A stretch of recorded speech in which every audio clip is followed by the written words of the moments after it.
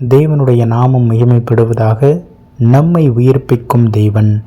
ஏசாயா 57:15 நித்திய வாசியும் பரிசுத்தர் என்கிற நாமமுள்ளவரும் ஆகிய மகத்துவமும் உன்னதமுமானவர் சொல்கிறார், உன்னதத்திலும் பரிசுத்த ஸ்தலத்திலும் வாசம் பண்ணுகிற நான் பணிந்தவர்களின் ஆவியை உயிர்ப்பிக்கிறதற்கும் நொறுக்கினவர்களின் இருதயத்தை உயிர்ப்பிக்கிறதற்கும் நொறுங்குண்ட பணிந்த ஆவியுள்ளவர்களிடத்திலும் வாசம் பண்ணுகிறேன்.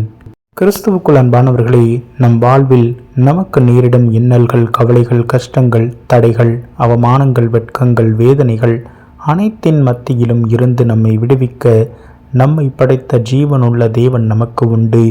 அவர் நம்மை விசாரிக்கிறவராக இருக்கிறாரே. அவரிடம் நம்மை தாழ்த்தி அர்ப்பணிக்கும் பொழுது, பரிசுத்த உள்ளத்தோடு உண்மையாய் அவரை கூப்பிடும் பொழுது, பொறுமையோடு சாந்தத்தோடு அவருக்காக காத்திருக்கும் பொழுது, அவர் நிச்சயம் நமக்கு உதவி செய்கிறவராக இருக்கிறார்.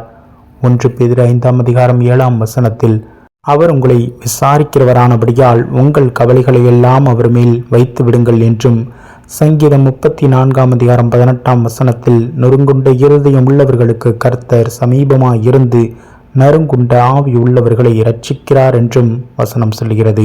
1 பேதுரு 5:5-6 அந்தபடியே இளைஞரே, மூப்பருக்கு கீழ்ப்படியுங்கள். நீங்கள் எல்லாரும் ஒருவருக்கொருவர் கீழ்ப்படிந்து மனத்தாழ்மையை அணிந்து கொள்ளுங்கள். பெருமையுள்ளவர்களுக்கு தேவன் எதிர்த்து நிற்கிறார், தாழ்மையுள்ளவர்களுக்கோ கிருபை அளிக்கிறார். ஆகையால் ஏற்ற காலத்திலே தேவன் உங்களை உயர்த்தும்படிக்கு அவருடைய பலத்த கரத்திற்குள் அடங்கி இருங்கள் என்று வசனம் சொல்கிறது. கிறிஸ்துவுக்குள் பிரியமான சகோதர சகோதரிகளே, அவருடைய கிருபையின் கரத்திற்குள்ளாக நம்மை தாழ்த்தி அர்ப்பணிப்போம். அவர் நம்மை காத்து வழி நடத்துவார். தம்முடைய வல்லமையினாலும் மகிமையினாலும் நம்மை நிரப்பி நம் தலையை உயரச் செய்ய நித்திய வல்லமையுள்ள தேவன் நமக்கு உண்டு. அவரிடம் நம்மை தாழ்த்தி அர்ப்பணிப்போம்.